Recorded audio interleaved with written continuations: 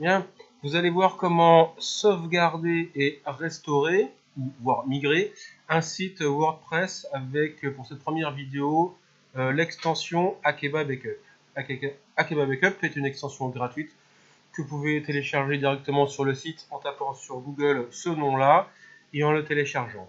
Bien, une fois que vous l'avez installé et activé, en cliquant sur le bouton Akeba Backup, vous arrivez sur cette option-là. Ici, vous pouvez créer des profils de sauvegarde et vous arrivez ici dans lequel, par défaut, vous pouvez sauvegarder ce que vous voulez. Je vais aller faire un petit tour sur le bouton configuration pour vous montrer. Description, le chemin où les sauvegardes vont être faites, parce que quand on fait une sauvegarde, elle est directement sur le serveur, malgré le fait qu'on puisse la télécharger. Là, la sauvegarde, c'est full sauvegarde qui va prendre et les templates, et les extensions, et la base de données, etc. etc. C'est ce qu'il y a par défaut, mais je vous la montre quand même. Ici, vous avez un certain nombre de types de sauvegarde, et regardez, par défaut, il y a un format JPA ou un format zip. Là, pour le gagner du temps, on va prendre zip. Mais JPA est plutôt pas mal, parce que le JPA est un format compatible avec Linux, et rappelez-vous, tous les serveurs sont sous Linux. Je vous donne un exemple, vous connaissez tous le fichier htaccess, et le fichier htaccess, pour l'activer, il faut mettre .htaccess. Et ce genre d'extension n'existe pas sous Windows. Donc il y a certaines extensions, il vaut mieux avoir ce format JPA. Là, pour aller un peu plus vite, on va se servir de ça. Ce type de format là a dézippé, contrairement au zip, il faut l'outil de Akeba Backup. Vous tapez dans Google extract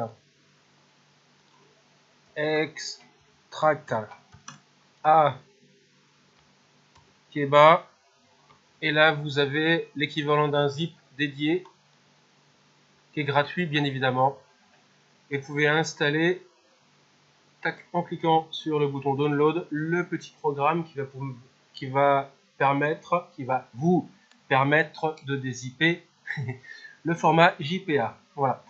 Allez, ceci c'était pour les explications. Donc je vais mettre zip. Hop, c'est parti, c'est parti, c'est parti, je laisse tout par défaut. Je fais save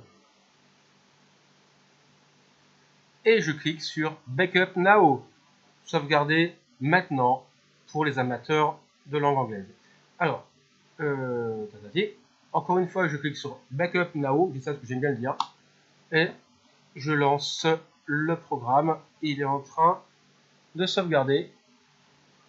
Le temps de sauvegarde, bien évidemment, dépend de la taille de votre site et de la taille de votre base de données, du nombre d'images présentes, évidemment, dans votre site. Et il est en train de travailler. Ça dépend aussi, évidemment, de la vitesse de votre serveur. C'est parti. Il avance. Je couperai au montage, bien évidemment. Je peux chanter aussi. Oula, alors ça, je ne sais pas si c'est une très bonne idée.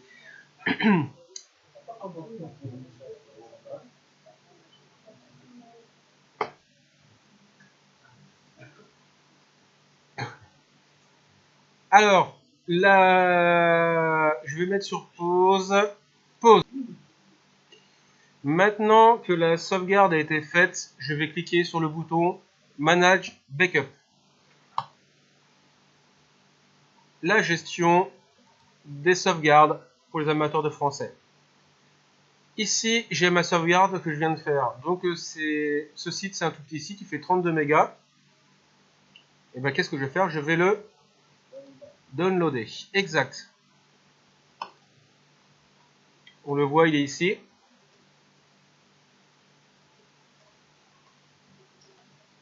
« 31 mégas, 32, le voilà. Je l'ouvre. Il est ici. Très bien. Ce que je vais faire, je vais revenir sur mon tableau de bord. Je vais ouvrir FileZilla.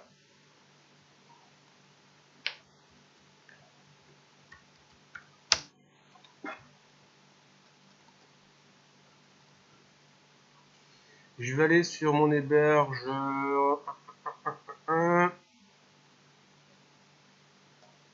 Il est celui-là. il est là. Et ce que je vais faire, c'est que je vais tout virer. Je vais juste récupérer rapidos, parce que je connais pas les codes par cœur, le wconfig, ça m'évitera de ramer, w-config, parce qu'il y a tous les codes à l'intérieur. Voilà, c'est fait. Ici, je vais faire un peu le ménage pour éviter tout problème. Et je vire mon site. Donc là, on est d'accord, je l'ai supprimé. C'est comme si je m'étais fait hacker. Là, je supprime le site devant vous.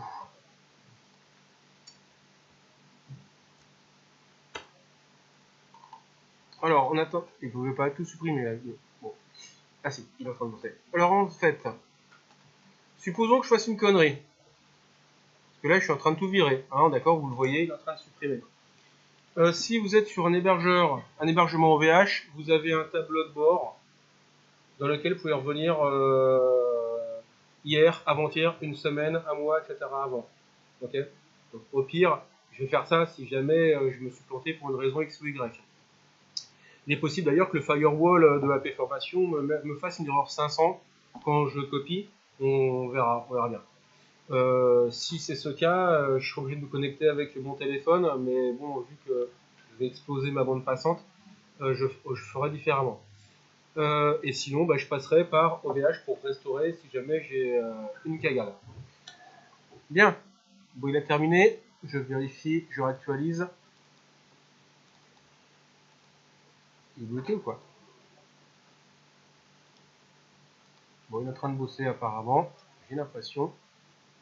Bon, en attendant qu'il travaille, je prends ma sauvegarde que j'ai téléchargée. Couper. Ici, je vais l'éditer avec Notepad pour avoir tous mes codes d'hébergement, ça m'évitera de m'embêter.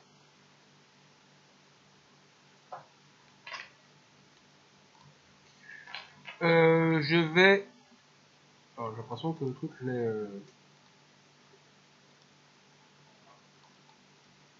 Bon, je sais pas ce qu'il fait. Je vais créer un dossier, save, je vais prendre celui-là, là, je vais virer ce qu'il y a à l'intérieur.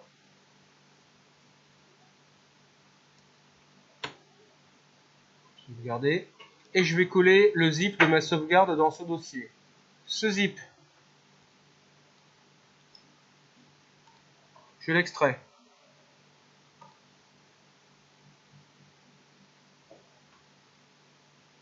Voilà. Ok.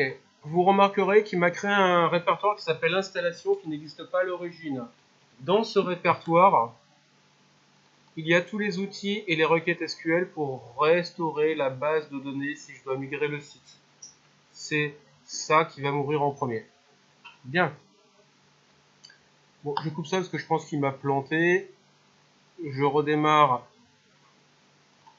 FileZilla. Ok. Me connecter. Générose. Bim. Oh bah c'était vide. Voilà. Bon, ok. Donc maintenant, vous voyez, mon site, il est capote. Je l'ouvre. Si je fais génération truc, j'ouvre. Évidemment, forbidden. Je ne peux plus accéder puisque le site est vierge. J'ouvre FileZilla. Je reprends l'ensemble de mes fichiers, sauf l'archive, évidemment, ça sert à rien. Je prends tout. Je vire l'archive, c'est pas la peine que je la copie. Et je vais déplacer l'ensemble de ces fichiers ici. Voilà, ça va être, j'espère, assez rapide.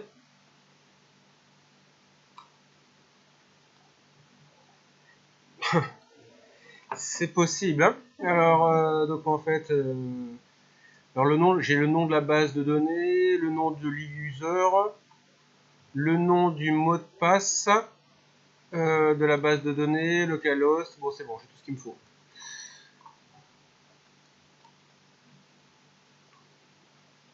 Allez, ça vient. Il reste que 1914 fichiers.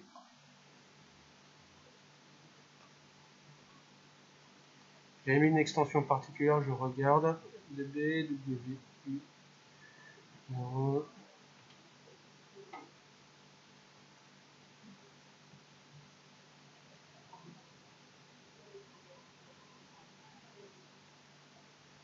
Ah, j'avais mis ça comme index. Ok. Très bien. Comme préfixe. Allié en lancement.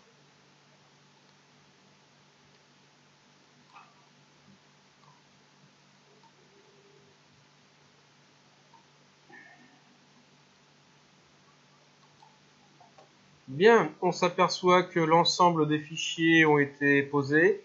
La chose à vérifier, c'est que dans la partie fichier échoué qu'il n'y en ait pas, ça peut arriver, hein, qu'il y ait des micro-coupures de courant, des coupures de connexion, donc vérifier qu'il n'y ait pas de transfert de fichiers.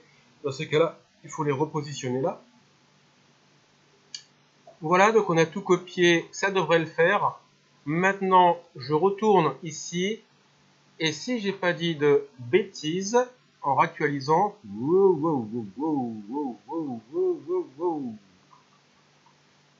les câbles. Alors, on a tout mis là.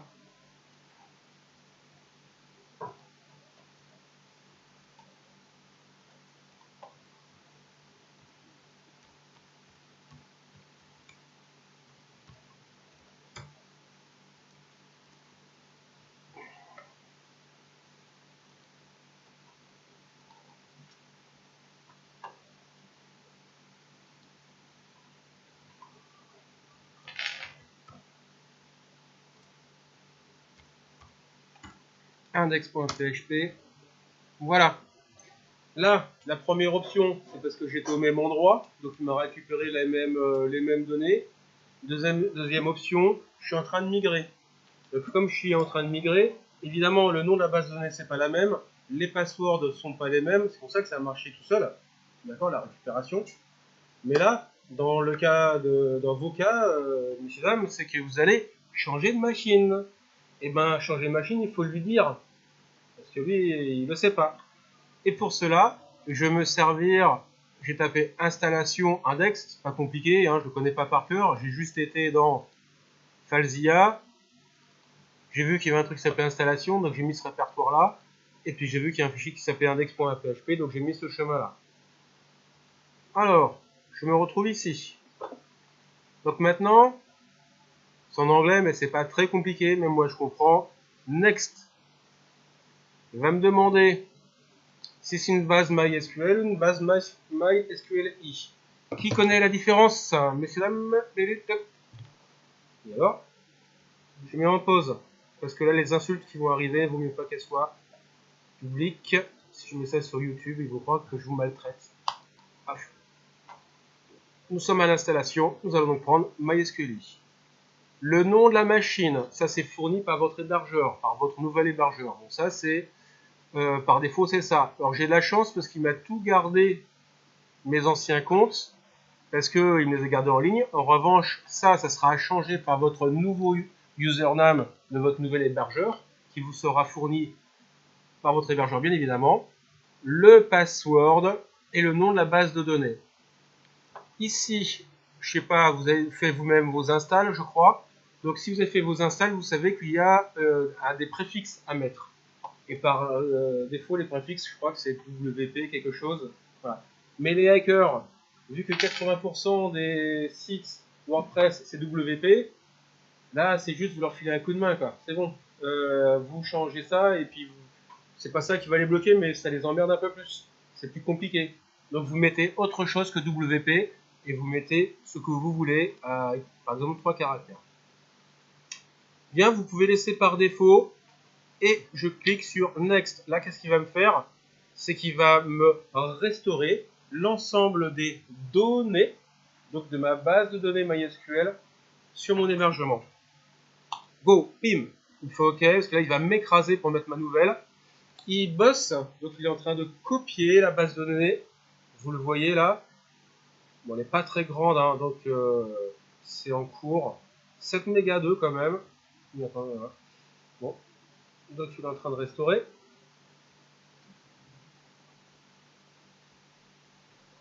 J'aime bien le calcul du timer, on est passé de 23 minutes à 48 minutes. Le mec, c'est pas fait. Il a vraiment fait un truc au pif, quoi. Il s'est dit, à personne, de toute façon, on va m'emmerder. Ah, on est. Ok. Bon, on va peut-être mettre en pause. Hein. Ah, chronique.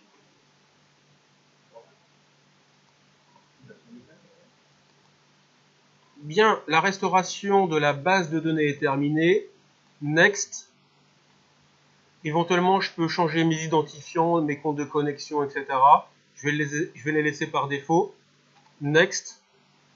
Il va me demander de supprimer le répertoire d'installation. Remove. Et je vais pouvoir regarder mon site.